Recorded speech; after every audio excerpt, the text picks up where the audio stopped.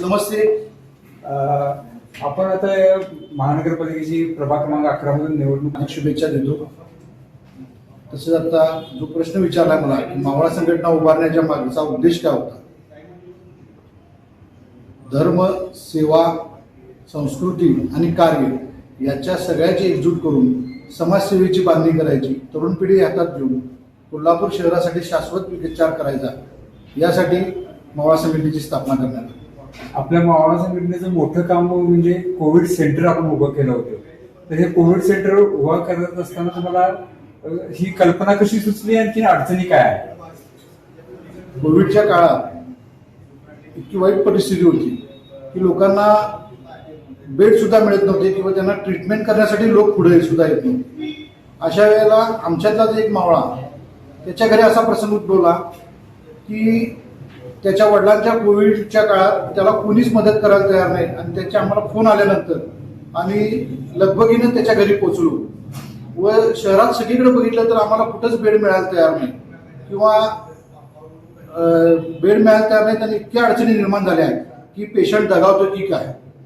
अशा वेळेला आम्हाला त्यांना कुठं न्यावं आणि कुठं त्यांना आपण काय उपचार करावे हे उपचार सुद्धा उपलब्ध नसल्यामुळे आम्हाला त्याला एकच विषय भेडसावू लागला की आपलं कोविड सेंटर असतं की आपल्याला जर आपल्यातला कोणतरी डॉक्टर असता तर आपल्याला पण लगेच उपचार करता आले असते, यावर काहीतरी निदान काढता आलं असतं आणि आपल्या मित्राची जी आता अवस्था झाली त्यात आपल्याला त्याला काहीतरी वाचवता आलं असतं त्याच्या वडिलांना.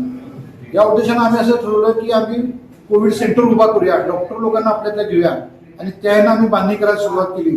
पहिल्यांदा सर्वांनाच अशक्य वाटत होतं, पण हे शिवधनुष्य आम्ही उचललं आणि ते आम्ही 150 लोकांना या माध्यमातून सेवा पुरवली कोल्हापूर शहरात. आपल्या मावळाच्या माध्यमातून आपण महापुरातून लोकांना खूप मदत केलेली आहे. त्याच्याविषयीची काही आठवणी असतील तर त्या आपण सांगायला. ज्या वेळेला कोल्हापूर शहरावर महापुराचं संकट थैमान झालं होतं त्यावेळेला एक प्रशासक अधिकाऱ्याचा मला सकाळी फोन आला की पाणी इतकं वाढलंय की लोकांच्या घरात आता ते 6-6 फुटाच्या वर गेले, म्हणजे लोक पाण्याखाली बुडतील अशा परिस्थितीनं पाणी लोकांच्या घरात घुसलेलं आहे आणि तुम्ही ताबडतोब काय व्यवस्था करू शकताय का बघा. कारण मावळा संघटनेकडे तुमची 300-400 लोकांची फौज आहे आणि त्यांनी हे मदत कार्य केलं तर काहीतरी आपल्याला यात करता येईल. अशा अनुषंगानं आमच्या डोक्यात आलं की आपण तात्काळ आम्ही रंकाळा गाठला आणि रंकाळ्यात ज्या बोटी आहेत त्या बोटी घेऊन आम्ही नागाळपाडा एरियात पोहोचलो. तिथे पहिला परिस्थिती अशी होती की पाण्याचा लोट एवढा होता की 6-7 फुटाच्या वरती पाणी गेलं होतं. त्या ह्याच्यात आमच्या मावळ्यांनी बोटी टाकल्या व तिथल्या लोकांना रेस्क्यू करून कमीत कमी 100-125 लोकांना रेस्क्यू करून आम्ही दिवसभरात तिथून बाहेर काढले. आणखीन तेच करत असताना आम्हाला आमचे हे कार्य बघून महाराष्ट्रातून बीड, मुंबई, पुणे, सोलापूर या शहरातून उत्स्फूर्तपणे लोकांनी आम्हाला धान्य व जीवनावश्यक वस्तूंची पुरवठा केला.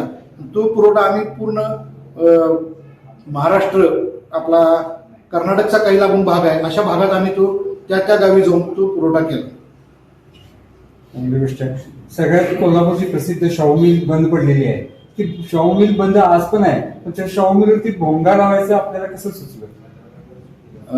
आज एकंदरीत बघत असताना की नोकरीचा अभाव, तरुण शिक्षण घेऊन पण सुद्धा त्यांना नोकऱ्या मिळत नाही. कोल्हापूर शहरात नोकरीचा अभाव आहे.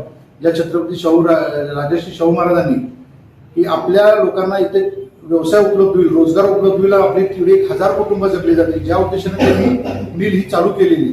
ती मिल आज बंद अवस्थेकडे जाताना आम्हाला ते पावत नव्हतं की एक पहिला टप्पा म्हणून आम्ही तो त्या शाहू मिलचा भोंगा चालू करूया आणि त्या पुढं आपण पुढचे टप्पे आपण पार करत ती मिल पुन्हा चालू होऊन शाहूंना एक आपण श्रद्धांजली देऊया अशा पद्धतीचा विचार डोक्यात आला. म्हणून आम्ही शाहू मिलचा भोंगा तात्काळ जाऊन भोंगा बसून आज सगळ्यात तो भोंगा सुरू ठेवलेला आहे. पहिला टप्पा आमचा पूर्ण झालेला आहे.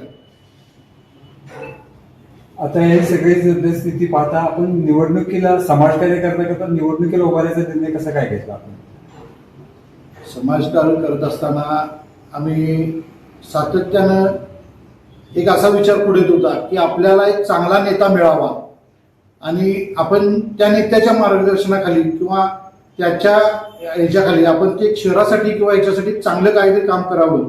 असं असताना चंद्रकांत जाधवांची उमेदवारी पुढे आली आणि आम्हाला एक चांगला माणूस मिळाला याची अपेक्षा झाली आणि आम्ही त्यांच्या इलेक्शनमध्ये सक्रियने सहभागी झालो.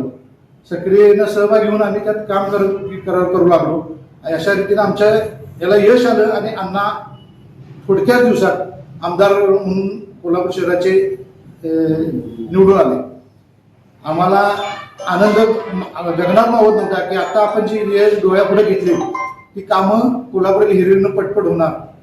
अशा याच असताना महानगरपालिकेच्या निवडणूक समोर असताना अण्णांचा एक फोन आला मला दुपारी की उमेश जरा येऊन भेटावं लागते, माझं तुझ्याकडे काम आहे. तर मी भेटलो असताना अण्णा मला म्हणले की तुझ्यासारखा तळमळीचा कार्यकर्ता या महानगरपालिकेत जावा अशी माझी प्रामुख्याने इच्छा आहे, तर तू काय करतोस. नेहमीप्रमाणे माझ्या उत्साहाच्या भरात मी त्यांना बोललो, अण्णा मला नगरसेवक व्हायचे पदाचं काम काय माझी अपेक्षा नाही. मी असंच त्यांना बोलून गेलो पण तो काळ निघून गेला. थोड्या दिवसात दुर्दैवानं आमच्या सगळ्यांच्या स्वप्नावर एक अंधार सावट पडला आणि अण्णांची एक्झिट झाली याच्यातून जगातून. त्यामुळं आमच्या डोक्यात निर्णय आला की ते स्वप्न जर अण्णाने बोलून दाखवलं, अण्णा जर असते तर आपली उमेदवारी फास्टमध्ये आली असते, आपण काहीतरी करू शकलो असतो. ज्या तळमळीनं आपण काम करतो कोल्हापूर शहरासाठी आता, त्या याचं उद्देश आपला फक्त सफल व्हायचा करायचं असेल, लोकांसाठी चांगली कामं करायची असतील. कोविडमध्ये ज्या आम्हाला करताना अडचणी आल्या, त्या जर अडचणी आमच्याकडे पद असते तर त्या अडचणी आम्हाला आल्या नसत्या, पटपट कामं होत असतील. आम्ही आर्थिक मावळा सक्षम करताना ज्या काही अडचणी आल्या, अण्णासे पडले आर्थिक विकास महामंडळाचा असून दे, सारथीच असून दे, जर आपण एक पदाधिकारी किंवा महानगरपालिकेचा किंवा कुठलाही कर्मचारी असतो तर आपल्याला ते हे करणं सोपं झालं असतं. ह्या अनुषंगाने आपण महानगरपालिकेच्या इलेक्शनमध्ये उतरतो. आता उद्या निवडून आल्यानंतर आपलं कोल्हापूर संदर्भात किंवा आपल्या प्रभागासंदर्भात विजन असं काय आहे? कोल्हापूर संदर्भातलं विजन आपण म्हणायला गेलं तर आज कोल्हापूर शहरातले जे सौंदर्य नटलेले आज बाग बगीचे होते, ते बाग बगीचे वेगवेगळ्या केंद्र वृद्धांसाठी याची अधुरावस्था झालेली आहे. ती सुस्थितीत करणे, लोकांना आरोग्य केंद्र उभारून देणे, स्वच्छता साफसफाई मोहीम व्यवस्थित राबवणे, कचरा गाडी वेळेत लोकांसाठी उपलब्ध करून देणे. कारण 8-8 दिवस झाले महिलांचे असे प्रश्न आहेत की 8-8 दिवस झाले की आमच्या भागात कचरा उठावासाठी लोक कोणी येत नाही. तर त्याचे नीती नियम एक वेळ टायमिंग बांधून त्या लोकांना ते आपली सेवा पुरवणे. भागातले बगीच्यांचे अंधारे कोपरे पडलेले आहेत, तिथं लाईटची व्यवस्था करून ते उजाळीत करून तिथे लक्ष प्रकाश करून ते समाजासाठी तिथे वेगवेगळा केंद्र असून किंवा वृद्धांसाठी बसण्याचे ठिकाण असो, अशा पद्धतीने आपण काम करायचं आहे. बऱ्याच वर्ष झाले की कोल्हापूर शहराची ड्रेनेज लाईन जी होती पूर्वी त्याचप्रमाणे आताही चालू आहे. आज कोल्हापूरच्या लोकसंख्येचा भार वाढलेला आहे. भविष्यातल्या 20 वर्षाच्या काळात आपण लक्षात घेऊन त्याची ती ड्रेनेज लाईनची व्यवस्था व्यवस्थित करून घेणे, अशा पद्धतीची कामं जी प्रामुख्याने महानगरपालिकेची जी काही कामं असतील ती आपण विश्वासाने आणि निस्वार्थीपणे आणि नॉन करप्टेड की त्यात कुठलीही टक्केवारी नाही अशा पद्धतीने आपण ती कामं एक करून घ्यायचा आपला मानस आहे. ओके.